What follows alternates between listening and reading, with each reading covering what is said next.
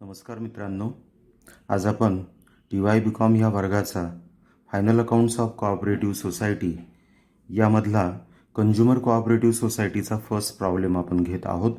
प्रथम हा जो प्रॉब्लेम तुमच्या नजरेसमोर दिसतोय तो आपण एकदा समजावून घेऊया आणि नंतर मग तो सॉल्व करूया. मी प्रॉब्लेम वाचतो.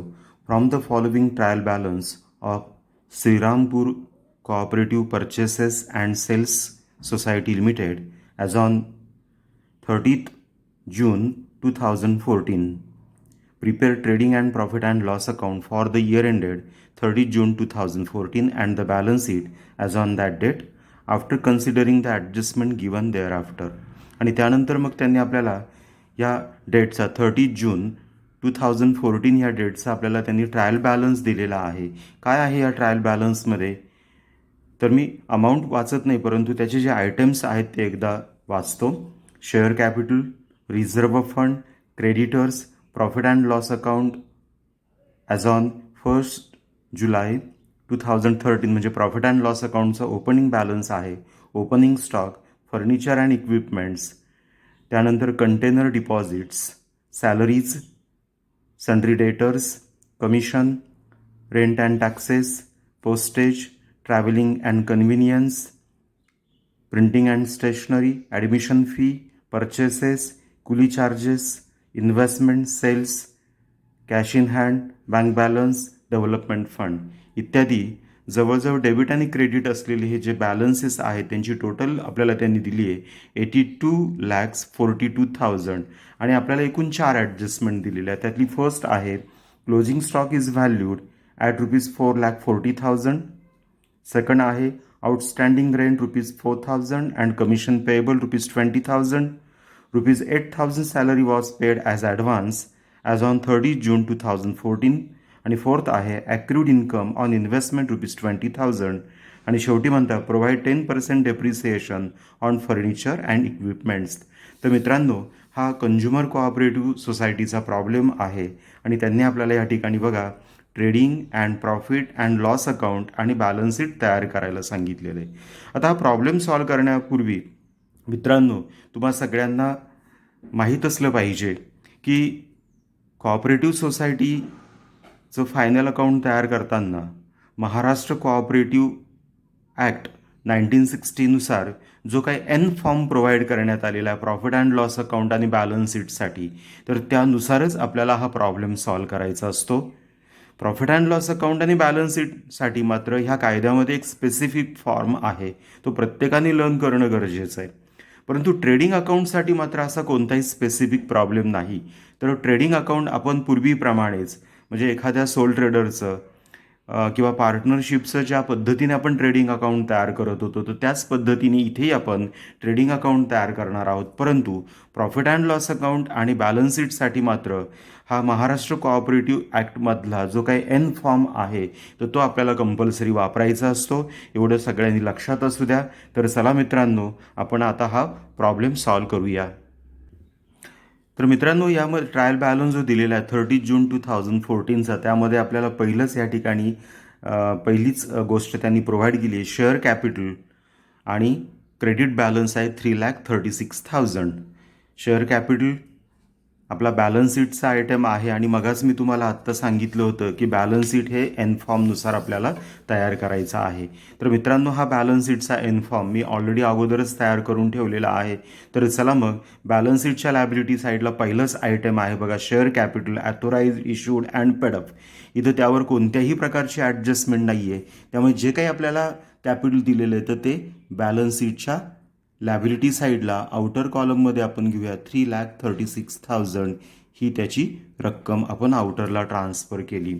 त्यानंतर पुढे आहे reserve fund 60,000. Reserve fund and other fund नावाचा लायबिलिटी साईडला सेकंड आयटम आहे बघा, तर त्या अंतर्गत आपण तो घेऊया रिझर्व्ह फंड. आता रिझर्व्ह फंडावरती नेहमी ॲडजस्टमेंट असते, जरी प्रॉब्लेममध्ये दिलेली नसेल तरी आपल्याला स्वतःहून ती करायची असते. त्यामुळे रिझर्व्ह फंडाची जी काही 60,000 अमाऊंट आहे ती इनरलाच घेतो. तर मित्रांनो कोणती ॲडजस्टमेंट असते ती? इथं तर ॲडजस्टमेंट दिलेली नाही आहे, तरी मी तुम्हाला असं सांगतो की रिझर्व्ह फंडासाठी ॲडजस्टमेंट असते.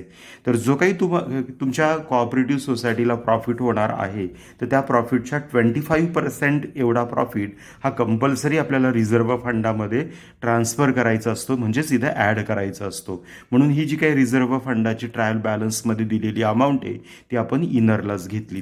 त्यानंतर आता पुढची रक्कम आहे क्रेडिटर्स आणि क्रेडिटरची अमाऊंट आहे 40,000. क्रेडिटर म्हणजे काय? तर करंट लॅबिलिटीज. तर चला मग करंट लॅबिलिटीज अंतर्गत क्रेडिटर्स मी इनरलाच ती रक्कम लिहितो 40,000.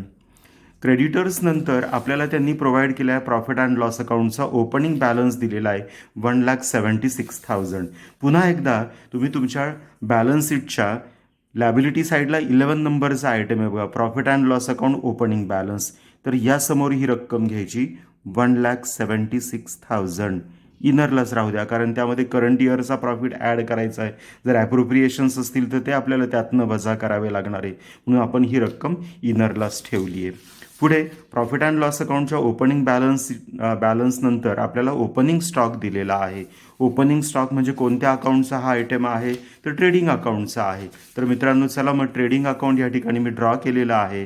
ट्रेडिंग अकाउंटचा हा ओपनिंग बॅलन्स आहे. चला मग ट्रेडिंग अकाउंटला डेबिट द्या टू ओपनिंग स्टॉक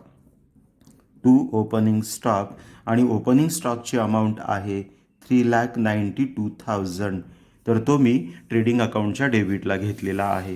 पुढे दिसतोय आपल्याला फर्निचर आणि इक्विपमेंटचा बॅलन्स आहे 1,24,000. चला मग फर्निचर ही काय आहे बरं? आपली फिक्स ॲसेट आहे. चला मग फिक्स ॲसेट अंतर्गत फर्निचर आणि फर्निचरची अमाऊंट आहे आपल्याला त्यांनी प्रॉब्लेममध्ये फर्निचर दिलेलं आहे 1,24,000. इनरलाच राहू द्या, कारण या फर्निचरवरती त्यांनी आपल्याला ॲडजस्टमेंट दिलेली आहे, ती आपण थोड्या वेळाने करूया. फर्निचर नंतर आपल्याला पुढची अमाऊंट त्यांनी काय दिली ती बघूया. कंटेनर डिपॉझिट डेबिट बॅलन्स आहे 32,000. डेबिट बॅलन्स काय दर्शवतो? एक तर तो आपला एक्सपेन्सेस असतो किंवा ॲसेट असतं. आता तुम्ही डिपॉझिट दिलेलं आहे दुसऱ्याला, म्हणजे दुसऱ्याकडे तुम्ही ॲडव्हान्स दिलेला आहे, ठेवलेली आहे, म्हणजेच ही तुमची ॲसेट आहे. मग चला बॅलन्स शीटच्या ॲसेट साईडला, आणि बॅलन्स शीटच्या ॲसेट साईडला लोन्स अँड ॲडव्हान्सेस नावाचा टायटल आहे. ॲडव्हान्स दिला आहे की नाही तुम्ही? म्हणून या फोर्थ टायटल अंतर्गत त्या लोन्स अँड ॲडव्हान्सेसमध्ये कंटेनर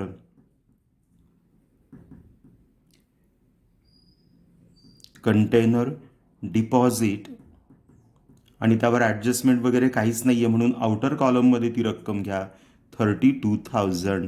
या पद्धतीने आपण कंटेनर डिपॉझिट बॅलन्स शीटच्या ॲसेट साईडला लोन्स अँड ॲडव्हान्सेसमध्ये ट्रान्सफर केलं. कंटेनर डिपॉझिट नंतर आहे बघा सॅलरीज ₹3,00,000. सॅलरी काय आहे बरं? आपला एक्सपेंडिचर आहे, म्हणजेच प्रॉफिट अँड लॉसला गेला पाहिजे. तर हा आहे तुमचा प्रॉफिट अँड लॉस अकाउंटचा एन फॉर्म. मग ह्या एन फॉर्ममध्ये बघा या ठिकाणी आपला तिसरा आयटम आहे सॅलरीज अँड अलाउन्सेस. तर ह्या सॅलरीज अँड अलाउन्सेसमध्ये आपल्याला ही रक्कम घ्यावी लागेल. इनरलाच घ्या, कारण सॅलरीवरती आपल्याला ॲडजस्टमेंट त्यांनी दिलेली आहे, म्हणून सॅलरीज अँड अलाउन्सेसच्या समोर इनर कॉलममध्ये ₹3,00,000. सॅलरीज नंतर आपल्याला पुढे दिलेला आहे सन्ड्री डेटरचा बॅलन्स 60,000. सन्ड्री डेटर ॲसेट आहे आपली. चला मग एन फॉर्ममधलं जे बॅलन्स शीट आहे तर त्या बॅलन्स शीटच्या ॲसेट साईडला 5th नंबरचा आयटम आहे बघा सन्ड्री डेटर्स. मग या सन्ड्री डेटरच्या समोर आउटर कॉलमला, कारण त्यावर कोणत्याही प्रकारची ॲडजस्टमेंट त्यांनी आपल्याला दिलेली नाही आहे, म्हणून सन्ड्री डेटर 60,000. सन्ड्री डेटर नंतर आपल्याला पुढे दिलेलं आहे कमिशनचा डेबिट बॅलन्स 88,000, म्हणजेच हा काय आहे? आपला एक्सपेंडिचर आहे. चला मग प्रॉफिट अँड लॉस अकाउंटच्या डेबिट साईडला जर तुम्ही आता हे प्रॉफिट अँड लॉस अकाउंटचे जे 17 आयटम्स आहेत ते जर एकदा चेक केले तर तुम्हाला कमिशन नावाचा आयटम कुठेच दिसत नाही. मग अशा वेळेस काय करायचं? तर जो काही शेवटून दुसरा जे 16 नंबरचा आयटम आहे अदर एक्सपेन्सेस, तर त्या ठिकाणी तो घ्यायचा. चला मग त्या ठिकाणी घेऊया आपण कमिशन. अदर एक्सपेन्सेसमध्ये कमिशन आणि त्यावर ॲडजस्टमेंट आहे प्रॉब्लेममध्ये, म्हणून ती रक्कम इनर कॉलममध्येच राहू द्या. 88,000. या पद्धतीने मित्रांनो आपण तो रेकॉर्ड केला. कमिशन नंतर पुढे आहे रेंट अँड टॅक्सेस ₹60,000. चला मग आता rent and taxes profit and loss अकाउंटचा आयटम आहे आणि प्रॉफिट अँड लॉस अकाउंटला या ठिकाणी ट्रॅव्हलिंग एक्सपेन्सेस ऑफ स्टाफ नंतर रेंट अँड रेट्स दिलेला आहे. चला मग तो घेऊया आपण. तोही इनरलाच राहू द्या कारण त्यावर ॲडजस्टमेंट आहे. 60,000 रेंट अँड रेटच्या समोर 60,000. त्यानंतर पुढे दिसतोय आपल्याला पोस्टेज 8,000.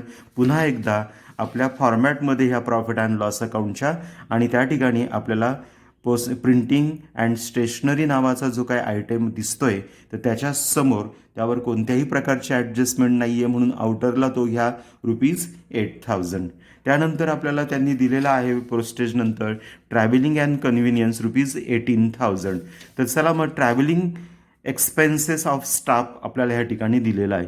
मग ह्या travelling expenses of staff profit and loss अकाउंटच्या डेबिटला तर त्याच्याच समोर तो घ्यायचा आणि रक्कम त्याची आहे ट्रॅव्हलिंग अँड कन्व्हिनियन्सची 18,000.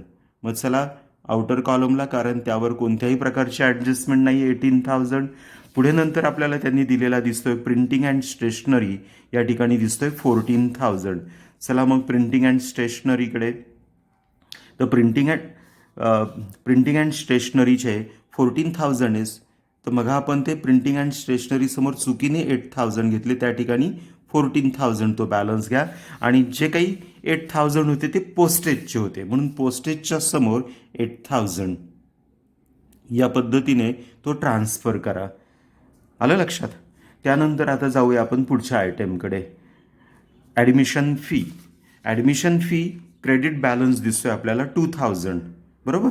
क्रेडिट बॅलन्स आहे. क्रेडिट बॅलन्स काय दर्शवतो तर इन्कम दर्शवतो म्हणून ह्या प्रॉफिट अँड लॉस अकाउंटच्या एन फॉर्ममध्ये आपण क्रेडिट साईडला जाऊया आणि त्या ठिकाणी बघायचे काही 5 आयटम आहेत. तिथे कुठेही आपल्याला ॲडमिशन फी असा दिसत नाही. तर हा तुमचा अदर इन्कममधला सन्ड्री इन्कम आहे म्हणून सन्ड्री इन्कममध्ये घ्या ॲडमिशन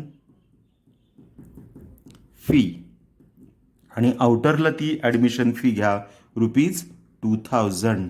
या पद्धतीने ॲडमिशन फी आपण ट्रान्सफर केली. ॲडमिशन फी नंतर परचेसेस दिलेला आहे. चला मग तुमच्या ट्रेडिंग अकाउंटच्या डेबिट साईडला टू परचेसेस आणि परचेसेसची अमाऊंट आहे 63,40,000 एवढी ती अमाऊंट आहे.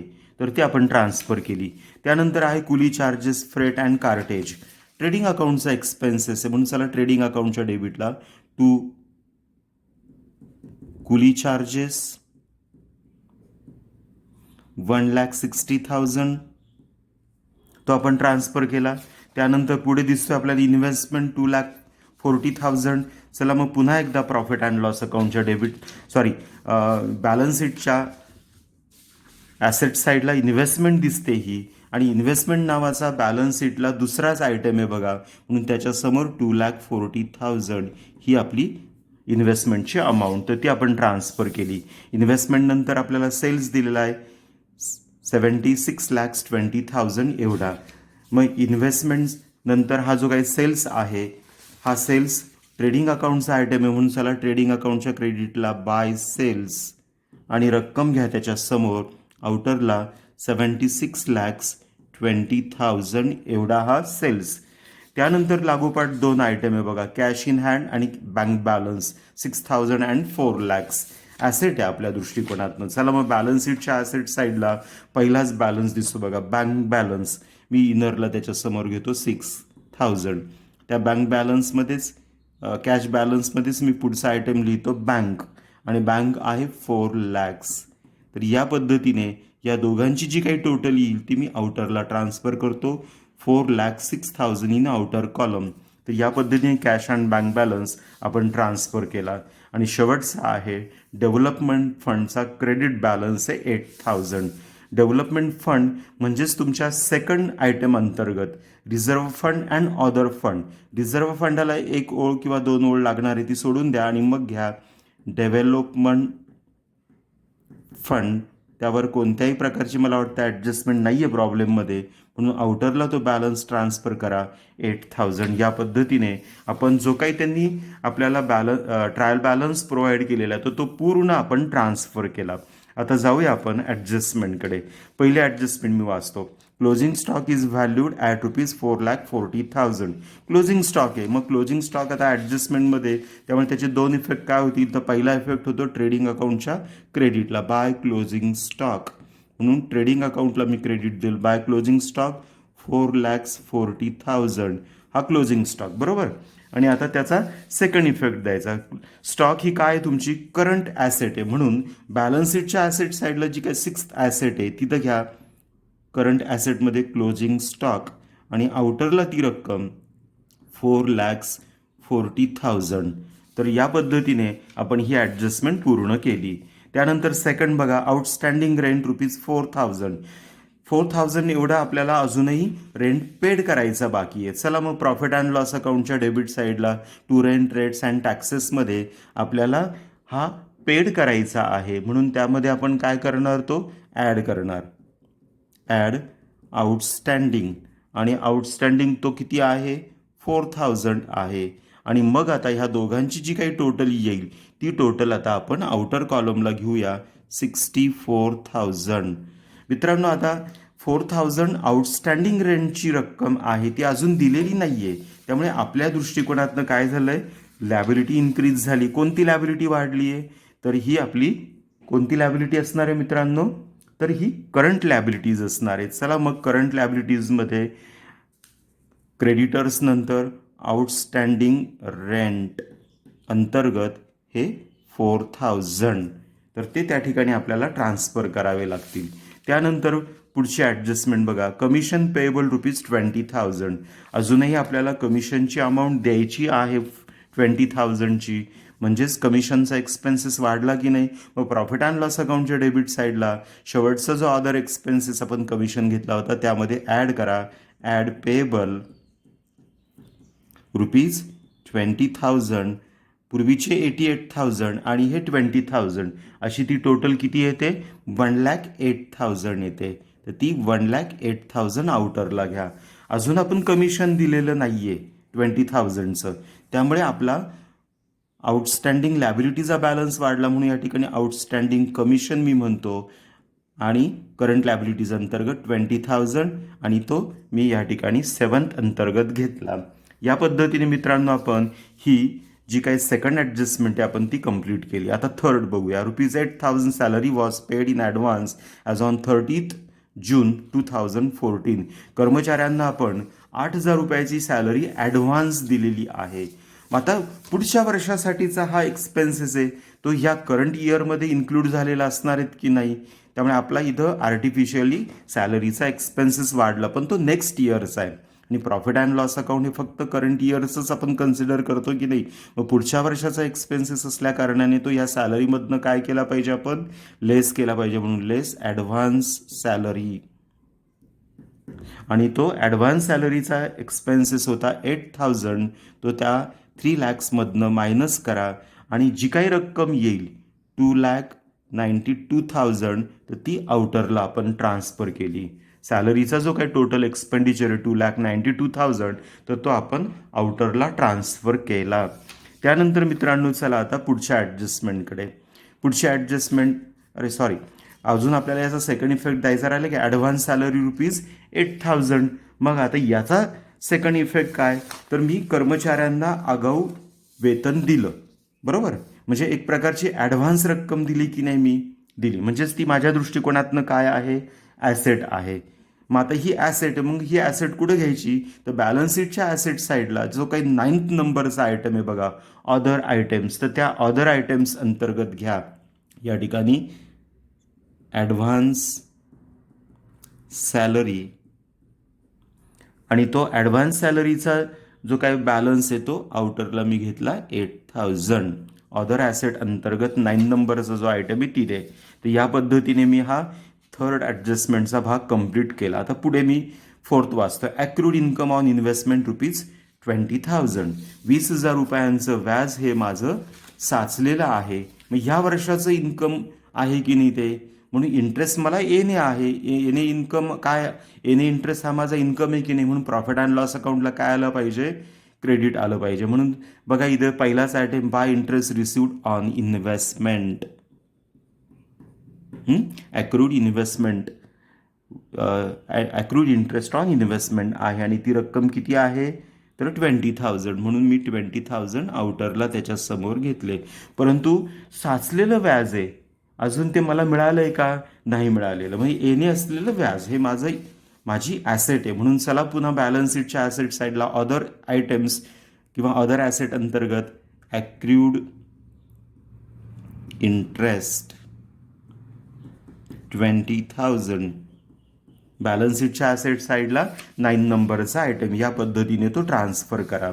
तर मित्रांनो, ही फोर्थ ॲडजस्टमेंट आपण कंप्लीट केली. आता पुढे बघा, provide 10% depreciation on furniture and equipment. चला मग आता तुमच्या 7th नंबरच्या आयटमकडे, फर्निचर तुमचं किती होतं, 1,24,000. त्याच्या 10% एवढं आपल्याला डेप्रिसिएशन प्रोव्हाइड करायला सांगितलं, म्हणून मी ते वजा करतो. लेस डेप्रिसिएशन 1,24,000च्या 10% एवढी अमाऊंट, म्हणजेच किती आली ती, 12,400 एवढी ती रक्कम येईल. मग आता आपण ती त्यातनं काय करणार, 1,24,000मधनं 12,400 मायनस करा, म्हणजेच रक्कम किती आली आउटरला, 1,11,600 आउटर कॉलममध्ये फर्निचरची अमाऊंट. आता डेप्रिसिएशन करंट इयरचा आहे, मग करंट इयरचा हा काय आहे, एक्सपेंडिचर आहे. कशाचा, तर डेप्रिसिएशनचा. म्हणून प्रॉफिट अँड लॉस अकाउंटला डेबिट आलं पाहिजे की नाही. चला मग प्रॉफिट अँड लॉस अकाउंटच्या डेबिट साईडला टू डेप्रिसिएशन ऑन ॲसेट्स म्हटलं की नाही, म्हणून त्या ठिकाणी on furniture, depreciation on furniture, आणि आउटरला मी ती रक्कम घेतोय 12,400 एवढी ती रक्कम. या पद्धतीने ह्या ॲडजस्टमेंटचा आपण सेकंड इफेक्ट पूर्ण केला. तर सर्व ॲडजस्टमेंट मित्रांनो संपलेल्या आहेत. तर चला आता आपण एक एक अकाउंट क्लोज करायला सुरुवात करूया. तर चला आता प्रथम आपण घेऊया ट्रेडिंग अकाउंट क्लोज करूया. म्हणून ट्रेडिंग अकाउंट ह्याच्या काही डेबिट आणि क्रेडिट साईड आहे, तर त्यातली जी कोणती साईड जास्त असेल तिची टोटल अगोदर करायची. तर या ठिकाणी आपल्या लक्षात येतं आहे बघा की ट्रेडिंग अकाउंटची क्रेडिट साईड जास्त आहे. पण चला क्रेडिटची टोटल घेतो मी अगोदर, 80,60,000. तर ही आली क्रेडिट साईडची टोटल, तीच मी डेबिटला मांडली, 80,60,000. आणि आता इथे ट्रेडिंग अकाउंटच्या डेबिटला मी बॅलन्सिंग फिगर शोधतो आणि ती बॅलन्सिंग फिगर येते, तर ती येते 11,68,000 एवढा हा आपला बॅलन्स आला. आणि या बॅलन्सला आपण काय म्हणत असतो, to gross profit carried down. तर या ठिकाणी मित्रांनो आपण ट्रेडिंग अकाउंटला जी बॅलन्सिंग फिगर आहे ती शोधली आणि ती रक्कम आली 11,68,000. मित्रांनो तुम्हाला माहिती आहे ट्रेडिंग अकाउंटचा हा जो काही GP आहे हा कुठं ब्रॉड डाऊन करायचा असतो, तर प्रॉफिट अँड लॉस अकाउंटला. चला मग प्रॉफिट अँड लॉस अकाउंटच्या क्रेडिट साईडला बाय GP असं आपण या ठिकाणी म्हटलेलं आहे की नाही, मग त्या ठिकाणी ती अमाऊंट घेऊया आपण आणि ती इथं मी आउटरला घेतो 11,68,000. तर हा आहे आपला GP. तर तो आपण ब्रॉड डाऊन केला, ग्रॉस प्रॉफिट ब्रॉड डाऊन. तर या पद्धतीने मित्रांनो आपण ट्रेडिंग अकाउंट क्लोज केलं. तर चला आता आपण काय करणार आहोत, तर आता आपल्याला profit and loss account he debit side आणि क्रेडिट साईड जी जास्त असेल ती अगोदर टोटल करायची. तर या ठिकाणी क्रेडिट जास्त आहे आणि म्हणून मी क्रेडिटची टोटल करतो आणि ती येते 11,90,000. तीच डेबिटला मी या ठिकाणी लिहितो 11,90,000. या पद्धतीने मित्रांनो आपण टोटल केली, जी जास्त असेल ती 11,90,000 ती दोन्ही बाजूंना मांडली. आणि मग या ठिकाणी जी बॅलन्सिंग फिगर आता आपण शोधणार आहे, तर त्या बॅलन्सिंग फिगरला काय म्हणायचं, नेट प्रॉफिट. आणि तो नेट प्रॉफिट येतोय 6,73,600 बरोबर. आणि हा काय आहे तुमचा NP आहे बरोबर. हा करंट इयरचा नेट प्रॉफिट आहे. तर मित्रांनो आपण तो या ठिकाणी मेन्शन केला.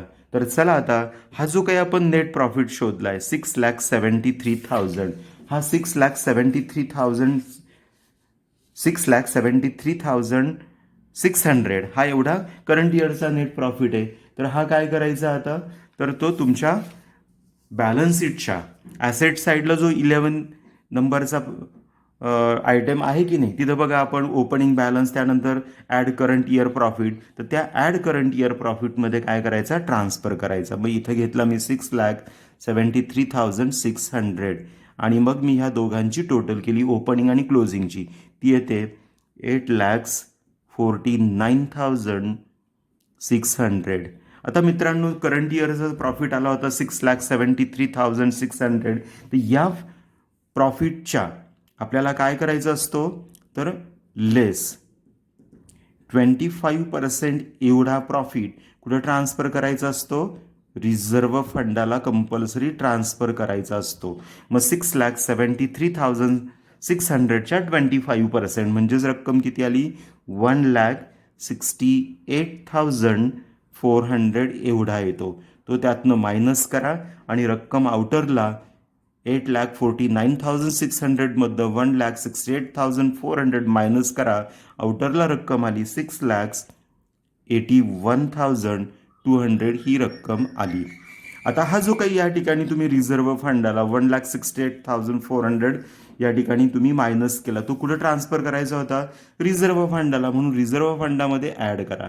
Add transferred from profit and loss account आणि रक्कम आहे 1,68,400. या 60,000च्या रिझर्व्ह फंडामध्ये तो ॲड करा आणि तो ॲड करून जी रक्कम येते ती रक्कम आता आपल्याला आउटरला घ्यायची आहे आणि ती येते 2,28,400 एवढी रक्कम येते. या पद्धतीने मित्रांनो प्रत्येक गोष्टीचे आपण इफेक्ट्स नोंदवले. या ठिकाणी प्रॉब्लेम कंप्लीट झालेला आहे. आता बॅलन्स शीट टॅली होतं का ते आपल्याला बघायचं. बॅलन्स शीटचे सर्व आयटेम्स आपण ट्रान्सफर केलेले आहेत. जिथं काहीच नाही तिथं फक्त ब्लँक करा किंवा एक डॅश करत चला या पद्धतीने. आणि मग आता आपण बॅलन्स शीट क्लोज होतं की नाही तर ते बघूया. मी लॅबिलिटी साईडची टोटल करतोय आणि ती टोटल येते 13,17,600. आता आपण ॲसेटची टोटल करूया. ॲसेटची सुद्धा तीच टोटल येते 13,17,600. या पद्धतीने तुमच्या लक्षात येईल मित्रांनो की आपलं बॅलन्स शीट टॅली होतं आणि बॅलन्स शीट टॅली होतं म्हणजेच आपण जो काही प्रॉब्लेम सोडवलेला आहे तो बरोबर आहे. म्हणजे आता तुमच्या लक्षात आलं असेल मित्रांनो बघा की कोऑपरेटिव्ह सोसायटी, कंझ्युमर कोऑपरेटिव्ह सोसायटीचा आपल्याला हा जो काही एन फॉर्म आहे बॅलन्स शीटचा, profit and loss account and balance sheet, तो जर लर्न असेल ना तर ज्या पद्धतीने तुम्ही 11th आणि 12th स्टँडर्डला पार्टनरशिपचा किंवा सोल ट्रेडर फर्मचा फायनल अकाउंट सॉल्व करतात त्याच पद्धतीने हे सगळे प्रॉब्लेम सॉल्व करायचे. फक्त नवीन ॲडजस्टमेंट काय आली तर जो काही करंट इयरचा प्रॉफिट असेल त्याच्या कंपल्सरी 25% एवढा प्रॉफिट हा रिझर्व्ह फंडाला ट्रान्सफर करायचा असतो. एवढी एक नवीन ॲडजस्टमेंट तुम्हाला फक्त या ठिकाणी लक्षात ठेवायची आहे. अन्यथा अत्यंत सोपा हा टॉपिक आहे. फक्त एन फॉर्म तुम्ही प्रॉफिट अँड लॉस अकाउंट आणि बॅलन्स शीट लर्न करा.